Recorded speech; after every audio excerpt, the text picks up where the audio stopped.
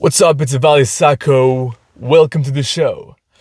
Today, we'll talk about how to handle negativity from people and not let people hold you back. We'll also talk about the power of music in your life. Pretty powerful stuff, quick but powerful. And why you shouldn't be too curious. Sometimes it's not very good, and so we'll talk about the downsides of curiosity and how to mitigate them, because they can make you fall hard and distract you a lot. And we'll see how to prevent that from happening. We'll also see the secret to becoming very and truly decisive. And discovering this, it's actually lifted a weight off my shoulders. It's relieving. I felt relief when I discovered this. And I did that and I became decisive. It actually worked. I don't know what to tell you anymore. It just worked. And also I'll tell you about a little bonus that at the end will serve you to me it was tremendously useful to see the next steps that I need to take. Very clear path drawn to me, in taking a decision. It might seem a little weird, but trust me, it will serve you. By the way, if you don't know me, my name is Ivaldi Sako. I went from not really wanting to live anymore to going in business with a guy making $300,000 a month, and then into going into the business myself. All of that thanks to online content, because it made me discover new things. It educated me. So hopefully I can do this with this podcast. And basically what I do is that I document the process on this podcast every week, and I'll hopefully help you become truly free and successful, have a better life, or get to the next level. Have a better life even if you're not an entrepreneur. It doesn't matter. I just talk, for example, today, it's not really about entrepreneurship, the decision-making process you can take in your life and also in your business. But, you can, anybody can really profit from this if they want to make their life better. If you want that, I suggest you subscribe right now to not miss the next episodes, and forget to subscribe, click the button subscribe, and if you got some value and if you got some value out of this, please share the show. I don't do this to make money. I do this just to document the process and the journey to help as many people as possible along the way. And you will help tremendously sharing the show with your friends, your followers, whatever. Thank you. All right, let's get into it. So, what did I do this week? Because basically what I do on this podcast, if you don't know, I document this week that I just went through. And this week I went and saw some old people. And some old people that I knew. And one of my old friends. And when I left, we were talking a little bit. And we were before that, talking sometimes not, right? I didn't talk to this person as much as I used to. We didn't talk too much. And then at the end, I was going home. I was saying bye to everyone. And I told him that, update me on what you're doing, right? Take me up to date. Give me some news on you, right? Just tell me how you've been. And he said, no, I won't. Because why would I? You don't. I was like, okay. This was a little bit confrontational, right? But almost awkward, not too much. I didn't really care about it. I was like, well, I just don't do too much new things. I don't have too much time. I don't talk to too much people. So, it's not because I don't like you that I just don't talk to you too much. And then I went on my way, and I thought back on this. I was like, he's right. I don't talk too much with him. And I thought, okay, why is this? Well, I don't want to. It's not, first of all, I don't have the time, right? So I don't talk to anybody, really. Just, that's that. But even if I had the time, I wouldn't want to, because every time, this is the kind of people when every time you speak with them, every time you talk to them, even just their energy is negative. Always either complaining about their situation, either criticizing, telling you how the world is not great, how nothing is going on for them. And they do have sometimes really, they do have problems. Sometimes people don't have this luck, but you don't have to behave in this way and have this attitude about it. He does. Honestly, anytime I speak with this person, I just get off of this interaction kind of a little more negative, kind of more down than usual. And so I was like, okay, I don't profit too much from hanging with this person. I don't want to talk to, I feel the negativity, getting to me. I don't want that. I don't want any negativity in my life. Because it's actually holding you back. This negativity, it's just a force, gripping onto you and trying to make you go down with it. I don't want to go down. I want to go up. So why would I, put myself in a position, an environment where I have this kind of energy put onto me? I just feel it. Every time I'm in the room with negative people, I get more negative. I feel more down. Why? It doesn't have to be this way. Just these people need to change their attitudes. Sometimes I was also negative. This is why also I had people reciprocated negativity, but with this person it was not the case. I was never negative with this person. Always positive, because I just trying to, create the opposite pole of energy to just not be too influenced by this person, by the negativity at least, and also by the person, because the negativity comes from a negative person. Anyway, and it's not just that problem. So first of all, you don't want to hang out. I don't want to talk to this person because it's negative.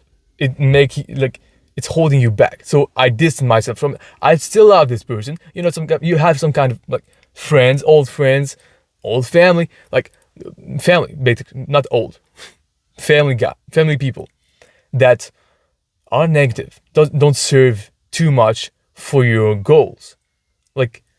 At the end of the day, it's kind of it's a give, right?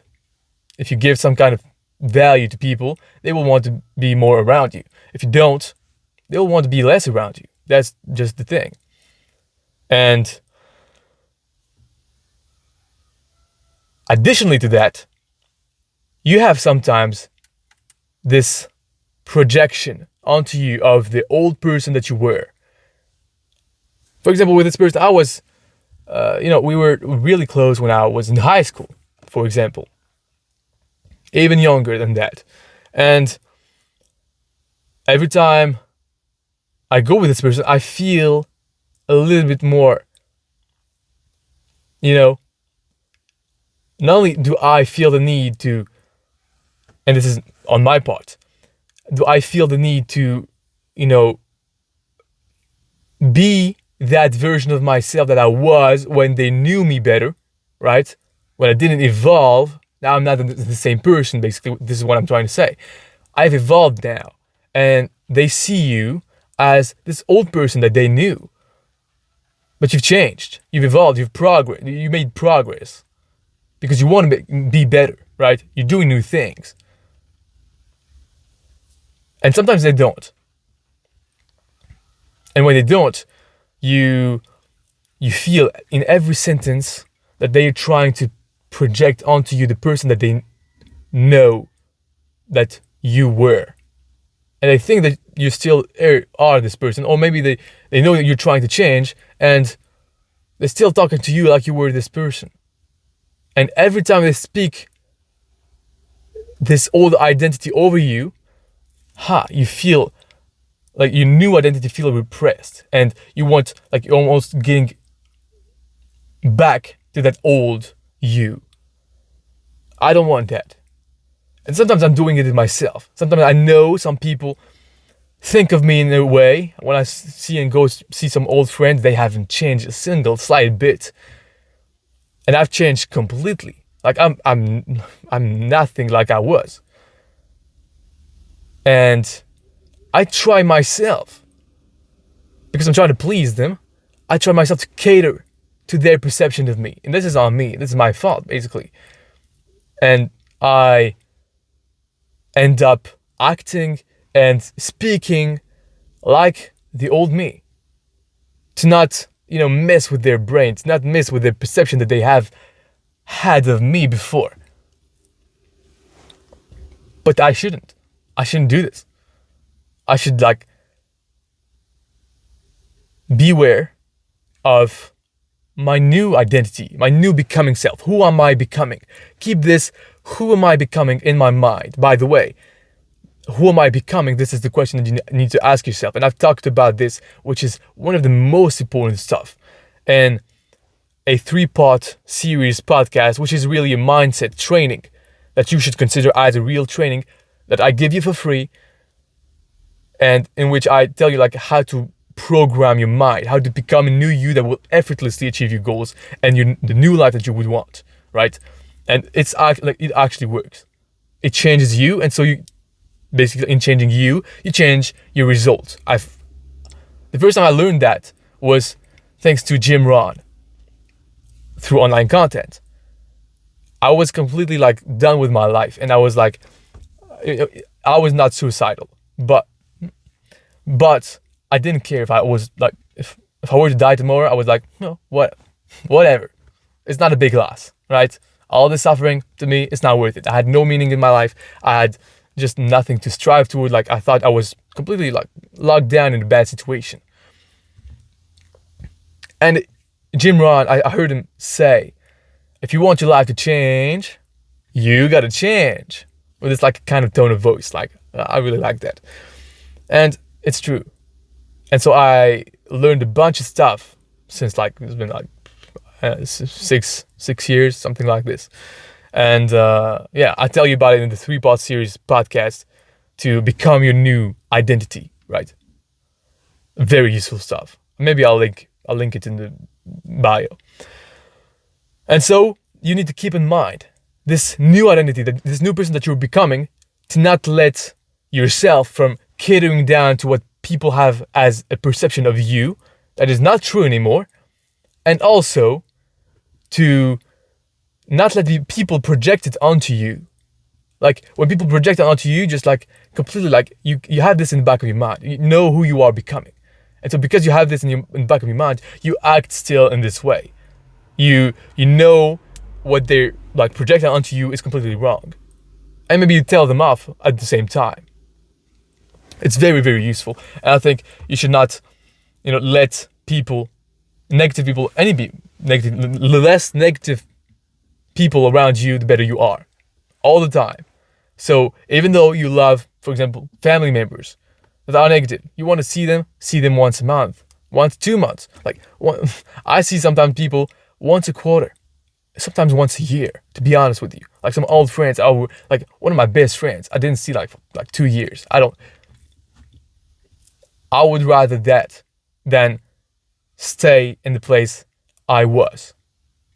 It's just a trade-off. Everything is a trade-off. What do you want?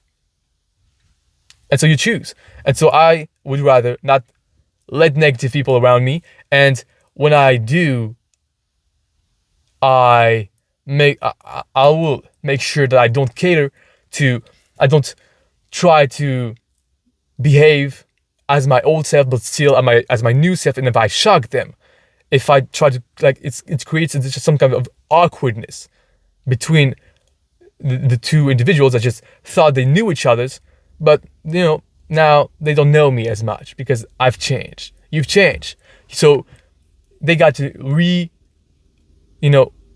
meet you, get to know you again, because you're a new person. You believe different things. You've changed your beliefs. And sometimes when this happens, it can create some distance.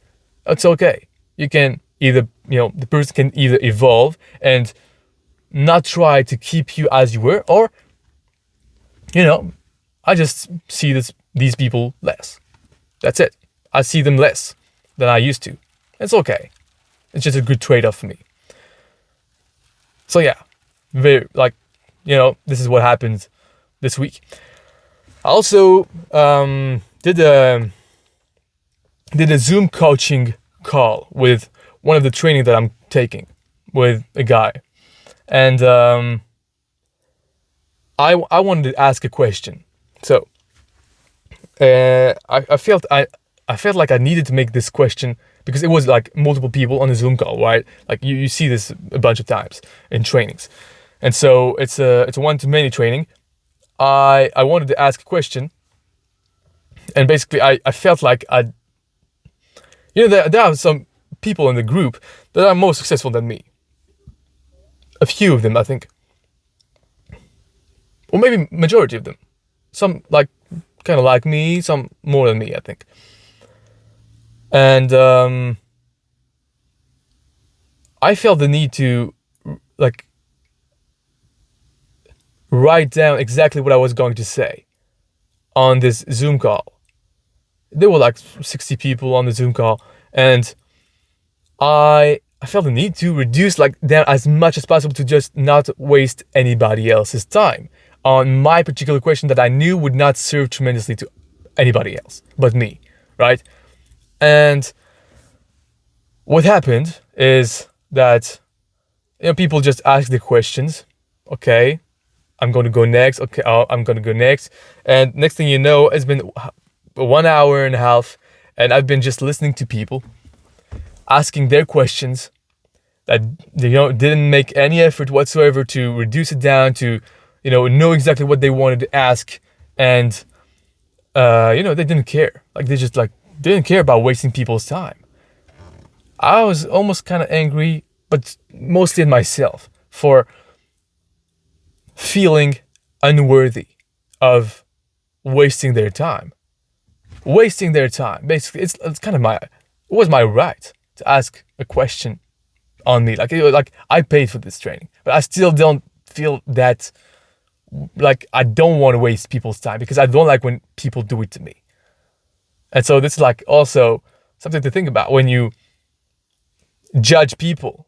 I kind of judge people when they waste my time. And so I feel judged as well.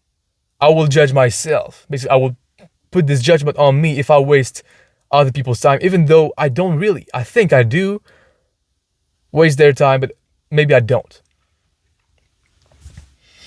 And so at one point, there was a guy, more successful than me, someone that had, I think, made 500K in real estate, something like this. And he goes on to ask his question, and he does fairly quickly. I felt like he didn't want to waste anybody else's time. And he was pretty successful, right? And he felt worthy to ask the question about himself precisely, but at the same time he knew he didn't want to waste anybody else's time, so I should behave this way next time.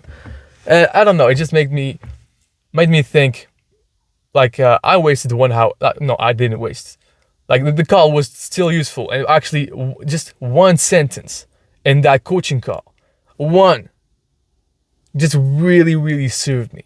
It reminded me of something that I was not going to use in my business, and so it just totally worth the entire price of the course, of the training. I'm really biased on trainings and things like this. I'm a client, and it was still useful, and I learned a bunch of things thanks to that. Thanks to my I will tell myself okay, I don't care. If I waste anybody else's time, I don't care. And actually, I should not care, because I'm actually a better person for trying to make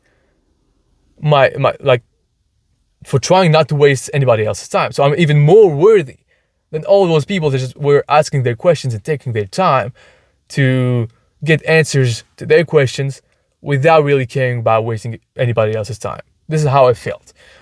Now, yeah, that's pretty much the whole thing that I wanted to say on that.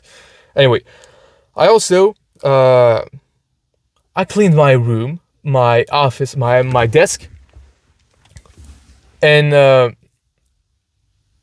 in a rather short period of time, like I think 3 times as fast as usual, thanks to music. Because music changes your state. And it's not the only thing that I wanted to say about this, because music changes your state, and you can use this, like, it's a tool basically that you can use to change your state. And when you change your state, you can do different things, different stuff, different level of stuff, different quantity of actions. And when you can do different quantity of actions, you can get better results. And so it reminded me of when I noticed that I was, oh my God, I was going so fast. I was listening to He's a Pirate from Pirates of Caribbeans. The music, it reminded me of the movie and everything. I was like, oh, I was moving fast, acting fast, and just moving, like flowing to just like clean everything up very quickly because I was like excited. I was, acting like I was in the movie. And it reminded me of the interview that Patrick Bet-David did with Kobe Bryant, I believe. And he was saying before every game, he listened to a song, a music. I think it was a Halloween theme song. I don't remember the music, but he listened to it. It made him feel something. And so he changed his state. And he was scaring opponents because the music was scary, right? So he took the scary part of the music, the scary feeling, and he gave it away. And so when, for example, if you're a consultant, an agency owner, someone in sales, a salesperson, you want to transmit emotions. You want to feel them first. You want to first feel what you want to make other people feel. If you don't feel the emotions, you cannot transmit it. And so to feel it, you can, just try to create it by yourself, or you can make it more easier for you and listen to music because it changes rapidly your state. And so I was like, okay, you can change your state and be way happier thanks to a song right now, really quickly, and then go in a sales call or maybe on a video right now, and which I actually did. I don't know if it worked. I did it really quickly. And it gives you a better mood. Like it puts you in a certain state that you can, project onto people. And if you're happy, you're going to make the other person happy. They're more likely to buy from you and enjoy the conversation. Everything is like, it's energy. Like you have this certain energy, you're going to give it to the other one, and it's going to be reciprocating. It's going to be a great conversation. I think it's really useful. And I was also thinking that for this to work, you can't be hooked on music. A few years back, like quite a long time ago, I was hooked on music. I was, for example, in high school. From middle school to high school, I was addicted to music. It was my out. It was my drug. It was like I couldn't spend a single minute not doing anything, like going, walking, cooking, with music in my ears. Always, all the time. And so I was hooked. I couldn't, not only the music had less effect upon me because I was hijacked, consistently, stimulated by music in my ears. And so I at this moment, I don't think what I'm telling you about right now could work. Like right now it works because I never listen to music. And it works, the more rare something is, the more you feel it, the more it has value, right? If you have 2 places for a coaching, service, it's more rare, it has more value. Just that, right? If you have 10, it's less valuable. If you're listening constantly to music, and you listen just once a month, this once a month has more value. You like it more, you enjoy it more, you can taste it better. Like it's just like it feels better because you're just not used to it. And so because you're not used to it, the discrepancy between the lack of emotion that you have, oftentimes you're just like neutral a lot, and then once you get the music, you feel a big like rise of emotions. And when you do, it just has more effect. So you change your state that much more. So it's like you don't want to do this, like changing your state with music by constantly hijacking yourself with music. I don't think it will work. What will work is, for example, once a week or once a month, once a day, at a specific time, you can raise your state. For example, maybe in the morning, maybe before you do something specifically, you raise your state, you feel great, and then you go on, doing the activity that you want to do with more energy, with the energy that you want to have. Sometimes it can serve to have a negative energy. But I found, for example, when I listen to some kind of David Goggins energy, negative, like you're not good enough, man. Let's get into it. To me, it doesn't work. Like it doesn't work too long. Like it works in the beginning, it works very well in the beginning because I'm rather a negative person naturally. I tend to be negative and tend to just try to, run from negative situations instead of going into a better place. Oftentimes, I have to catch myself, not be negative. I have to catch myself, not be too hard on myself. Because I have this tendency, without trying, naturally. And so when you do this in a negative like emotion, I think it could be dangerous to go too much there. But you can use it sometimes when you're just really down, negative energy, boom, you go back up. And you change your state, and let's go. So yeah, I did this. I also did a different research, because if I don't know, I injured my hands working too much on the computer, 12 hours a day on the computer. Don't do this. Anyway, I then ended up having to stop working. I did an introspection on my life. Okay, what's going on? Why did I have this problem? And I was like, okay, I need to rest. I'm a personal trainer. Like I was a personal trainer at first. And so I was like, I know how to handle this. I've learned. You need to rest after you have problems to tendons, which I didn't think at the beginning it was exactly that. But I ended up learning and discovering that it should have been this. The most probable case would be that I have some kind of tendonitis on my forearms, extensors, flexors. Anyway,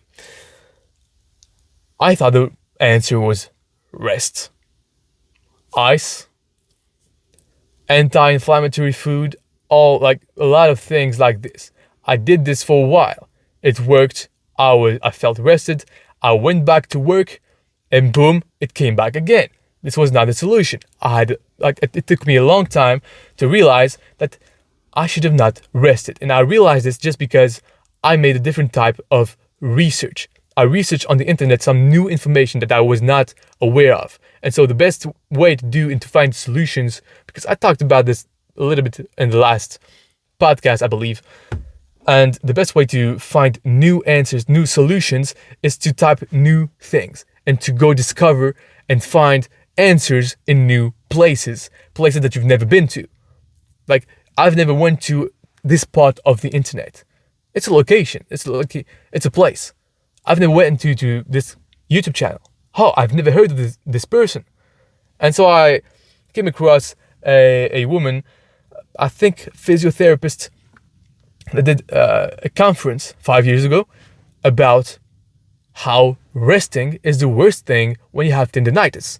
When you have this kind of problem, the last thing you want to do is rest.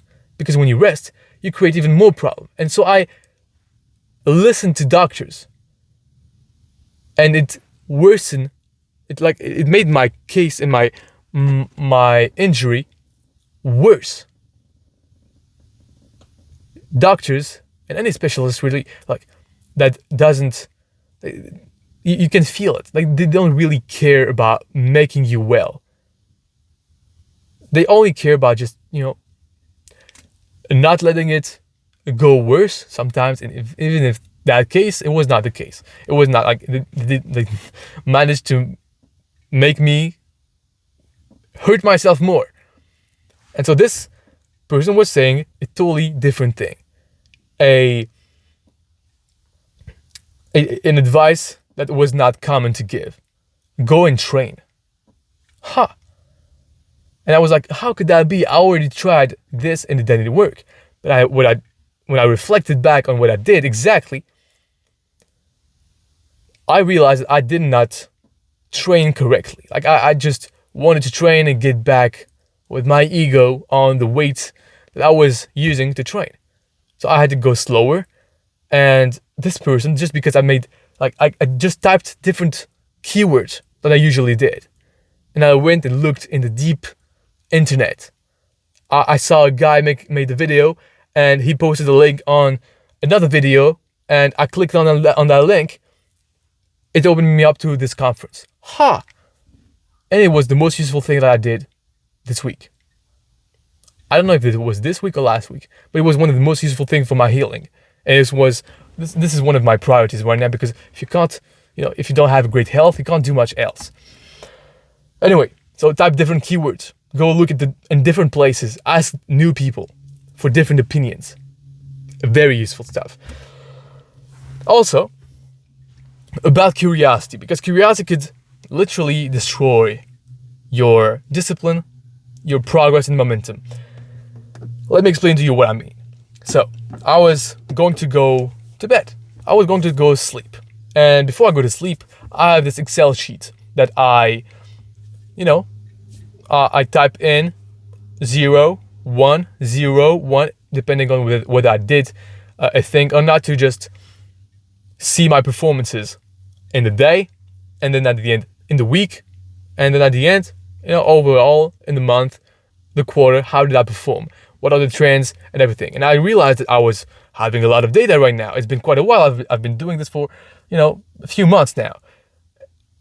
And I thought I had this idea, right? I had a new idea. I was curious. Could I make this into a graph?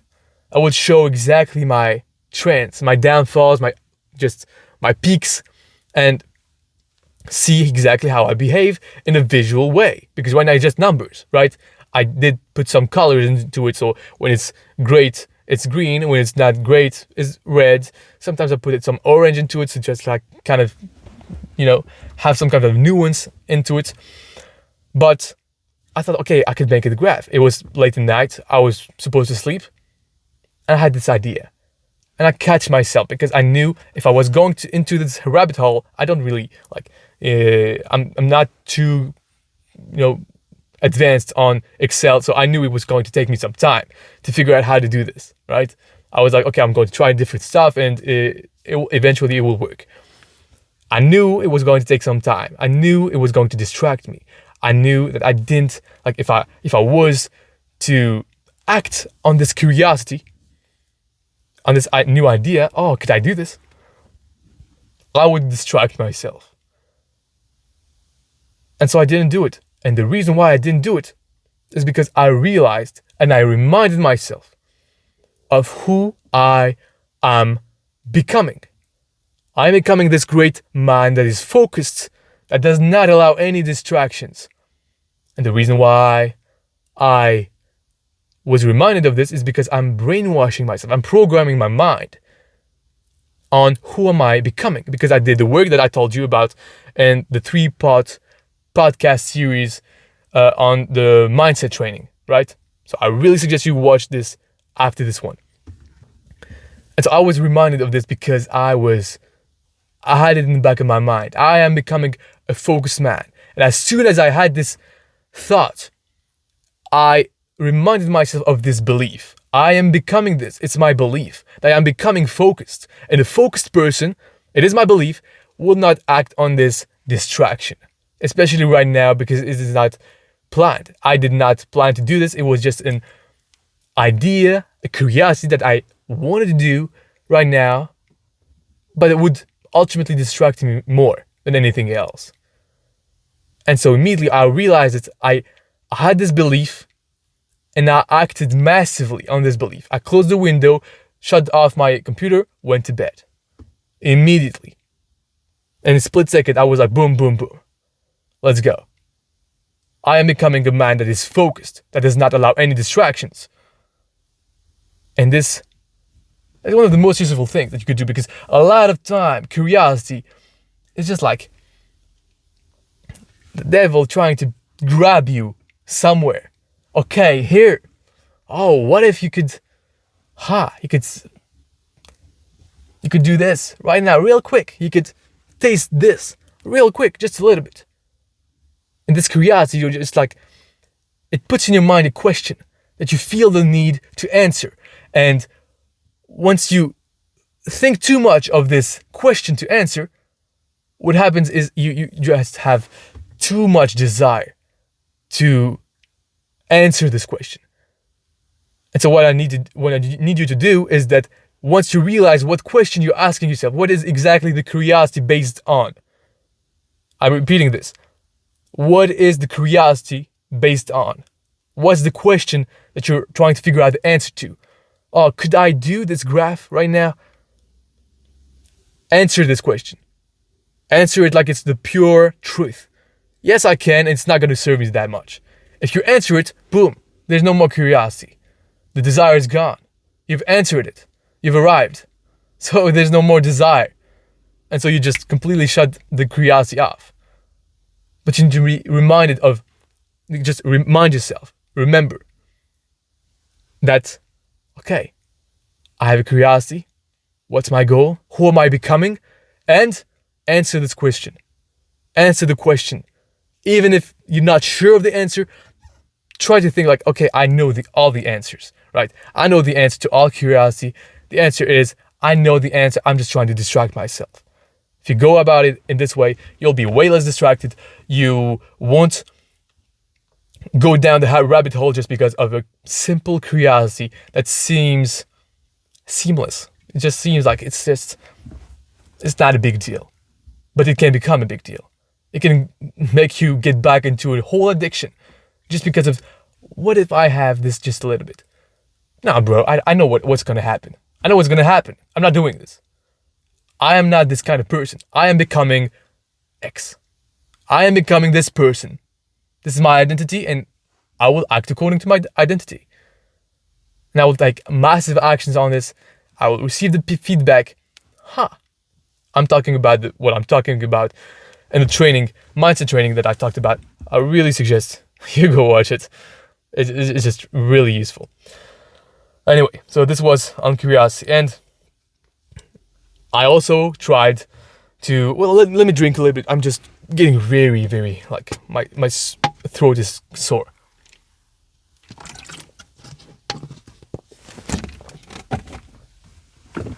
So I was trying to make a decision again. So, and I realized that when I was trying to make the decision,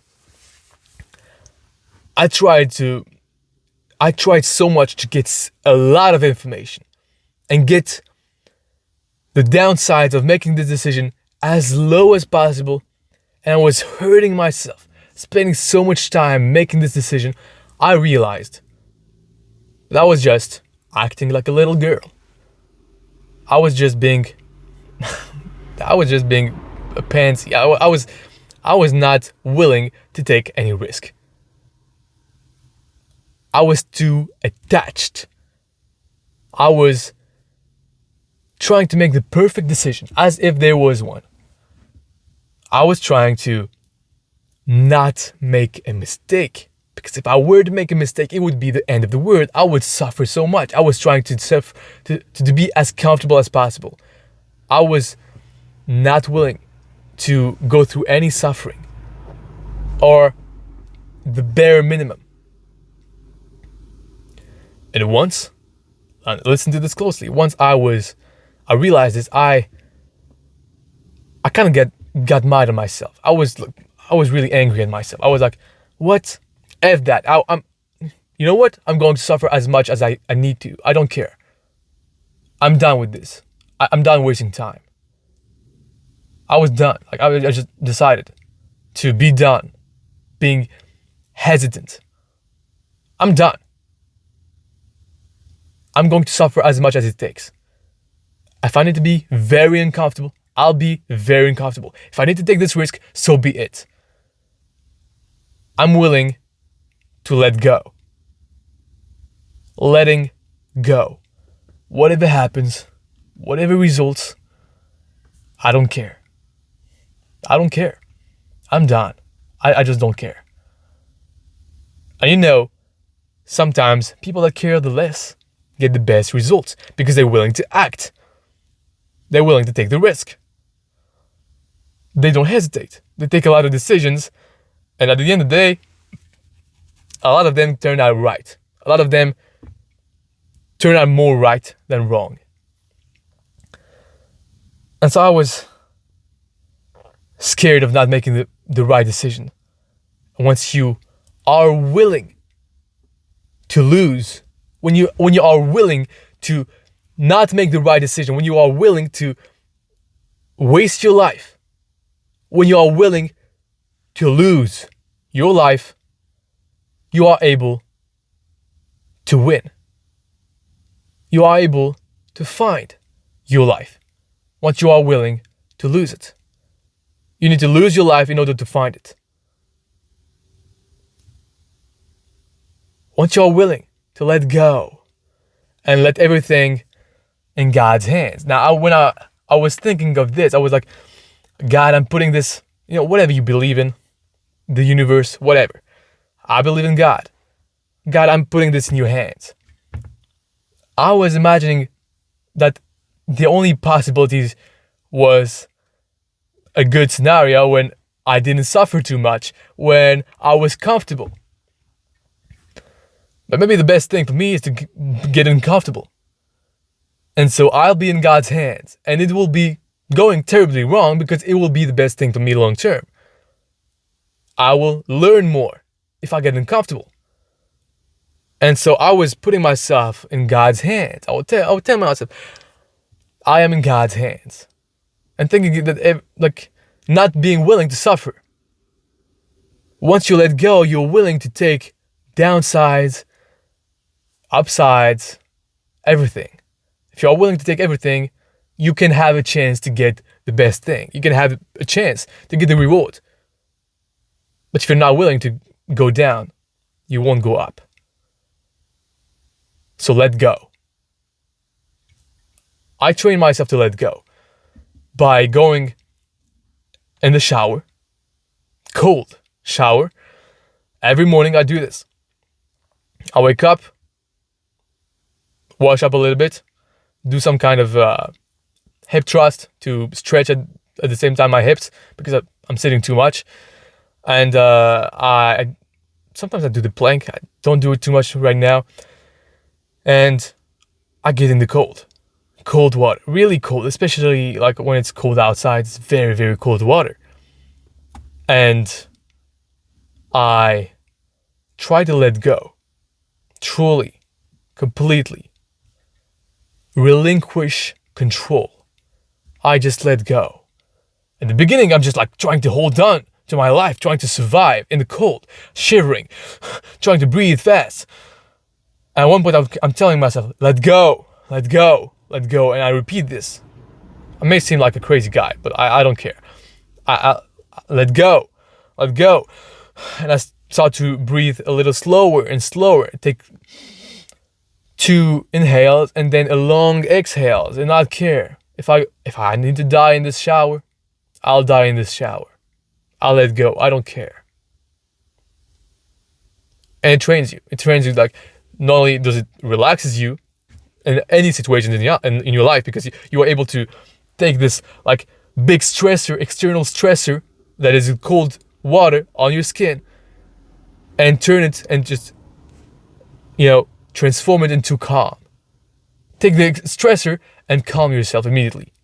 And so you are able to translate the skill in real life, in any situations. It's like very useful to do this. And it makes me, it teaches me how to let go, really. Like, it's just the training to let go. Every morning I do this, okay, let go, and I don't care. And so when you try to make a decision, try to let go. Try to not care. Okay. If I were to lose it all on this, of course you want to make a, quite smart decision. Get your informations, get the downsides, the upsides. Okay, is it worth it for you or not? But at one point, you need to be willing to take the risk. You need to be willing to lose, to make the bet, and hopefully win. Put the odds in your favor, but then take the risk. If you don't, nothing is going to happen. And so, another bonus for you is something that I learned through the book Principles by Ray Dalio, which I'm reading right now. I didn't get through the entirety of it, but I got to half of it, I think. It's like 500 more pages, and I'm halfway there. I think the most important principle of the book is the first one that he wrote in his book, and it goes like, well, actually I wrote it down. It's exactly this. So listen closely. I think this is why he put it first in his book, because it's the most important one. Think on your own to decide 1.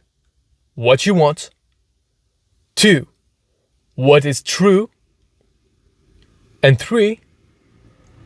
What are you going to do to get number 1, depending on number 2. So, think on your own to decide what you want, what is true, what are you going to do about it. And I thought of using this to make a decision on having a girlfriend or not. I'm not the greatest guy in relationships. I never really had anything close to a relationship, to a real relationship, like nothing. I'm pretty young still, so it doesn't really bother me. But I'm like, I kept having this thought: should I have a girlfriend right now?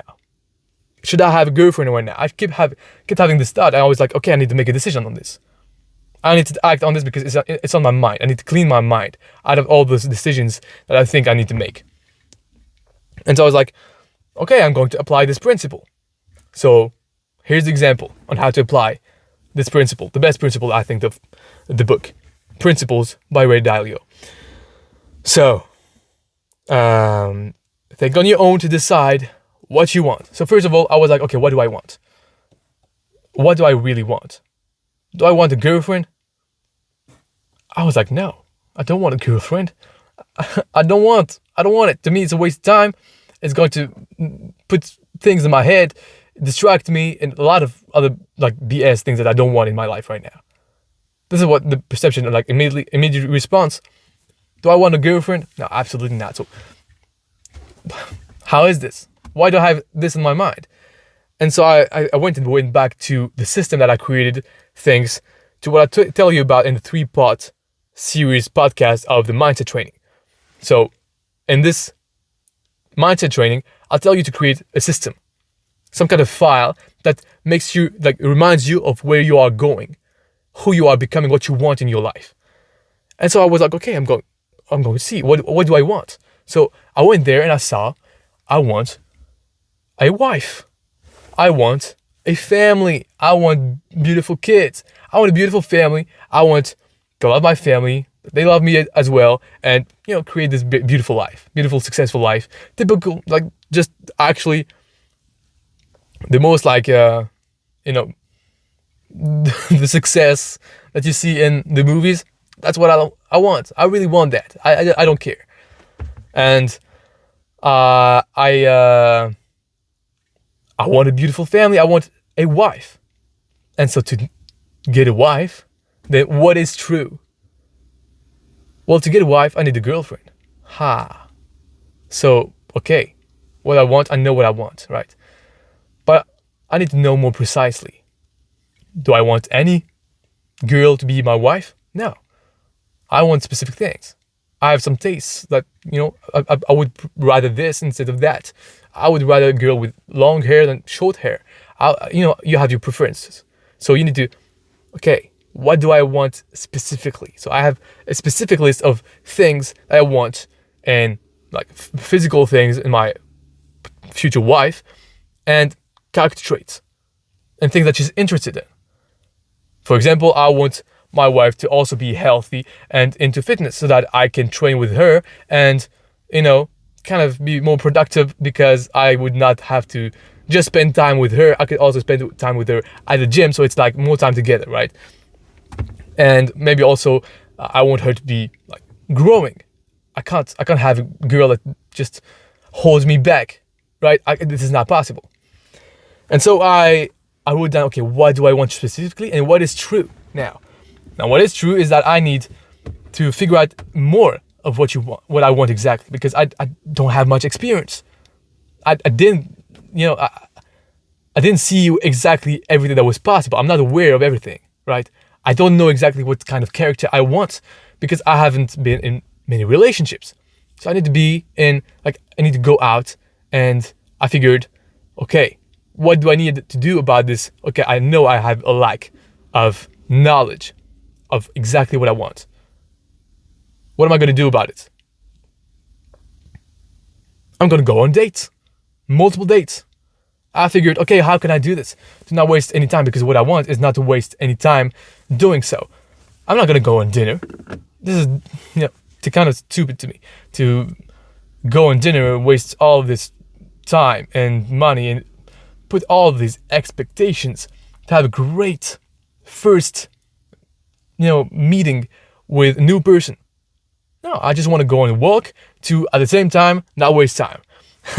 I'm going to go on a walk because I usually go on walks by myself. This time, I'll go with someone to talk with her. And I'll be more productive this way, and it'll be more enjoyable to me. Less expectations on the date will be, put on. There will be less expectations, basically, and I will see the person how I want to see them, to see her. I will see this girl in the middle, at her middle performance. Like I want to see her on her A game. At a dinner, she made her hair perfect. She wear the most, like she made herself like the best like looking girl possible. No, I want to see her at her average, right? And she'll see me at my average as well. So okay, if that's the average, okay, I can handle this. Okay, I'm good with this, right? But if you already like you see this girl at her best at the first time, and then you see her just like the expectation is here, and everything after that will be going below. So you're putting yourself up to failure right now. You're setting your expectations way too high. Anyway, side tangent. So you see, I decided what I want. I saw what is true, right? What's the circumstances? What's the situation like? And then I was like, okay, what am I going to do about it? I'm going to do this, and that. And like, I'm going to go on a lot of dates. Walking dates. Coffee maybe. Not dinner. And I'm going to go on a lot of them. A lot of them. Every week. I actually don't know if I'm going to do this because I feel like it's still going to make me waste time. I still need to decide when I'm going to act on this. But I think I'll do rather quickly. So yeah. That's the thing. Use this principle. It's very useful. And if you like this podcast, like, subscribe, share the show if you liked it, if it served you in any way, and I'll see you on the other ones. Maybe go watch the Mindset training. I think it will help you out a lot. Bye.